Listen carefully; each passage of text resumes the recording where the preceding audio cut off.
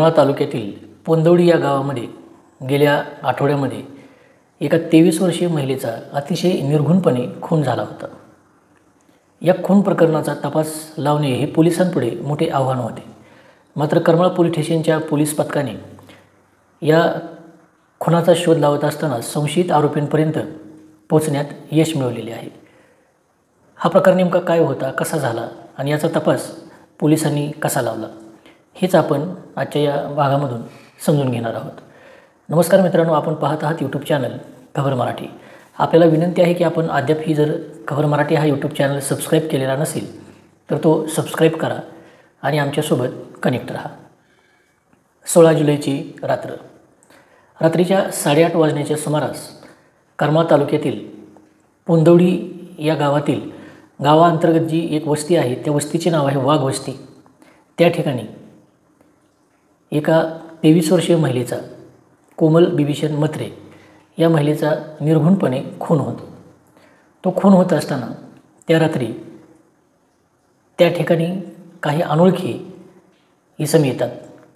ते इसम त्या ठिकाणी आल्यानंतर घरातील इतर सदस्यांना दुसऱ्या एका खोलीमध्ये डांबून त्यांच्याकडील मोबाईल हिसकावून घेतात आणि कोमल म्हात्रे या विवाहित महिलेवर ते कोयत्यासारख्या धारदार अशा शस्त्राने हल्ला चढवतात। त्या हल्ल्यामध्ये कोमल यांचा मृत्यू होतो आणि त्यावेळी अशा प्रकारचा बनाव केला जातो की चोरीचा प्रयत्न होत असताना हा काही प्रकार या ठिकाणी घडलेला आहे असा बनाव रचण्याचा प्रयत्न त्या ठिकाणी केला जातो। घटना घडल्यानंतर बातमी वाऱ्यासारखी सर्वत्र पसरते। अतिशय खळबळजनक अशी ही घटना, मारेकऱ्यांनी अतिशय निर्घृणपणे कोमल यांच्यावर वार केलेले आहेत। त्यानंतर याबाबतची माहिती करमाळा पोलिसांना समजते। करमाळा पोलिसांचं पथक घटनास्थळी जाते आणि त्यानंतर तेथून या घटनेचा तपास सुरू होतो। अर्थातच हा गुन्हा करणारे नेमके कोण त्यांच्यापर्यंत पोहोचण्याचा पोलीस तपासाला सुरुवात होते। दरम्यान या प्रकरणाची फिर्याद मयत महिला कोमल यांच्या आई यांनी करमाळा पोलिसांमध्ये दिलेली आहे। त्यांच्या फिर्यादीनुसार करमाळा पोलिसांनी तपासाला सुरुवात केली। आपण या ठिकाणी फिर्याद काय दिली होती याचा जर विचार केला तर कोमल यांचा विवाह हा गावातीलच म्हणजेच पोंदवडी येथीलच बिभीषण म्हात्रे यांच्यासोबत झालेला होता। मात्र गेल्या 3 वर्षांपासून पती पत्नींमध्ये जमत नसल्यामुळे, त्यांच्यामध्ये सातत्याने वादविवाद होत असल्यामुळे कोमल या त्यांच्या माहेरी म्हणजे पोंदवडी येथीलच वाघ वस्तीवर आपल्या आईवडिलांकडे राहत असतात। म्हणजे एकूणच कोमल आणि बिभीषण हे वेगवेगळे राहत असतात आणि गेल्या 3 वर्षांपासून ते वेगळे राहत असून त्यांच्यामध्ये सातत्याने काही ना काही वादविवाद हे चालू आहेत। त्यामुळे फिर्यादीत कोमल यांच्या आईने फिर्याद नोंदवताना प्रामुख्याने संशयित म्हणून कोमलच्या पतीचा अर्थात बिभीषणचा उल्लेखही केलेला होता। दरम्यान त्या अनुषंगानं करमाळा पोलिसांच्या पथकानं तपासाला सुरुवात केली। तपास करत असताना महिलेचा पती, त्यांचे कुटुंब, त्यांच्यात असणारे वाद आणि इतर काही संबंध या प्रमुख बाबी केंद्रस्थानी मानून करमाळा पोलिसांनी तपासाला सुरुवात केली। ही तपास करत असताना त्यांनी पतीसह काही संशयितांनाही ताब्यात घेतले होते। दरम्यान हा शोध लावत असताना करमाळा पोलिसांना काही धक्कादायक अशा गोष्टीही माहीत होत गेल्या आणि त्यातूनच करमाळा पोलीस हे प्रमुख अशा संशयितांपर्यंत पोहोचले। तर या प्रकरणामध्ये पतीनेच पत्नीच्या खुनासाठी 7 ते 8 लाख रुपयांची सुपारी एका टोळीला दिल्याचे पोलिसांच्या तपासामध्ये समोर आलेले आहे। पोलिसांनी त्याबाबतची माहिती प्रसिद्धी माध्यमांनाही दिलेली आहे। या प्रकरणामध्ये बिभीषण म्हात्रे आणि कोमल यांच्यामध्ये सातत्याने वेगवेगळ्या प्रकारचे वाद होते। बिभीषण यांच्या मनात कोमल यांच्याविषयी वेगवेगळे संशयही होते, सोबतच वारंवार होणारे वाद आणि गेल्या काही दिवसांपासून बिभीषण यांच्या मनामध्ये एक भीती निर्माण झाली होती की ती म्हणजे कोमल यांच्याकडूनच आपल्या जीवाला धोका आहे आणि त्यांच्याकडून आपला धोका होण्याच्या अगोदरच आपणच त्यांना मारले पाहिजे हा विचार त्याच्या मनात घोळत असतानाच त्याने हे कृत्य केले, किंबहुना त्यासाठी त्याने सुपारी दिली आणि हा सर्व प्रकार घडवून आणला अशाही प्राथमिक निष्कर्ष या तपासामध्ये समोर आलेले आहे। सध्या या घटनेचा तपास आणखीही चालूच आहे। या घटनेमागची नेमकी कारणे हे तपास पूर्ण झाल्यावर समोर येणारच आहे।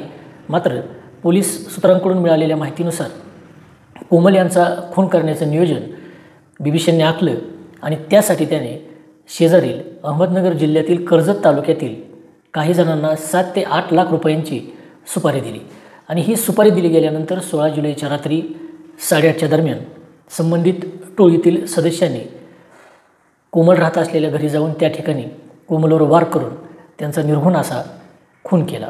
ही माहिती आता समोर आलेली आहे। या घटनेचा तपास करत असताना ज्या संशयितांना आता पोलिसांनी ताब्यात घेतले आहे किंवा ज्यांना सुपारी देऊन बिभीषण म्हात्रेने हा प्रकार घडवून आणला, त्यामध्ये जे संशयित आरोपी आहेत त्यामध्ये पती बिभीषण म्हात्रे, त्याच्यासोबतच जे अहमदनगर जिल्ह्यातील कर्जत तालुक्यातील जे आरोपी आहेत त्यांच्यामध्ये रोहन मोरे, सुनील शिंदे, प्रदीप हिरभगत, विशाल सवाने आणि ऋषिकेश शिंदे यांचा समावेश आहे। आणि हे जे सर्व आरोपी आहेत हे अहमदनगर जिल्ह्यातील कर्जत तालुक्यातील आहेत।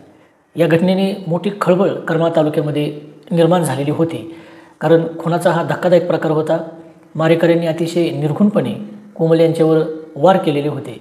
सोबतच त्या ठिकाणी सुरुवातीला चोरी दरोड्याचा बनावही रचण्यात आला होता, मात्र करमाळा पोलिसांच्या पथकाने अतिशय कुशलतेने या प्रकरणाचा तपास केला आणि प्रमुख अशा संशयित आरोपींना ताब्यात घेण्यामध्ये यश मिळवलेले आहे।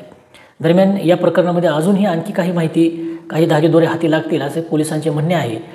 या प्रकरणाचा तपास अद्यापही चालूच आहे। पुढील तपासामध्ये आणखी काही शक्यता, घटना किंवा नेमकं कसं घडलं हे प्रकरण त्याबाबतची माहिती समोर येईल। ती माहिती समोर आल्यानंतर आम्ही आपणाला त्याबाबतची माहिती देतच राहू। दरम्यान या किचकट अशा प्रकरणाचा शोध लावत असताना करमाळा पोलीस ठाण्यामधील जे पथक होतं त्या पथकाने उपविभागीय पोलीस अधिकारी अजित पाटील, पोलीस निरीक्षक विनोद घुगे यांच्या मार्गदर्शनाखाली अतिशय कुशलतेने असा या प्रकरणाचा तपास लावला आणि या प्रकरणाचा तपास लावत असताना त्यांना पोलीस अधीक्षक शिरीष सरदेशपांडे, अपर पोलीस अधीक्षक प्रीतम यावलकर, जालिंदर नालकुल, उपविभागीय पोलीस अधिकारी अजित पाटील, पोलीस निरीक्षक विनोद घुगे यांचे मार्गदर्शन लाभले आणि त्यांच्या मार्गदर्शनाखाली सहाय्यक पोलीस निरीक्षक रोहित शिंदे, पोलीस उपनिरीक्षक ज्ञानेश्वर दळवी बनकर, तसेच पोलीस कर्मचारी अजित उबाळे, मनीष पवार, वैभव टेंगल, सोमनाथ जगताप, तौफिक काजी, गणेश शिंदे, ज्ञानेश्वर घोंगडे, अर्जुन गोसावी यांच्यासह मंगेश पवार, आप्पासाहेब लोहार, अझरुद्दीन शेख, बालाजी घोरपडे, ढेमरे डोंगरे, शेखर बागल, हनुमंत भराटे, समीर शेख, आनंद पवार, व्यंकटेश मोरे अशा पथकाने आदी कर्मचाऱ्यांनी अत्यंत कुशलतेने या प्रकरणाचा तपास लावलेला आहे। आणि महत्त्वाचे असा निष्कर्ष किंवा महत्त्वाची बाब समोर आलेली आहे ती म्हणजे की पतीनेच तब्बल 7 ते 8 लाख रुपयांची सुपारी देऊन पत्नीचा खून घडवून आणलेला आहे।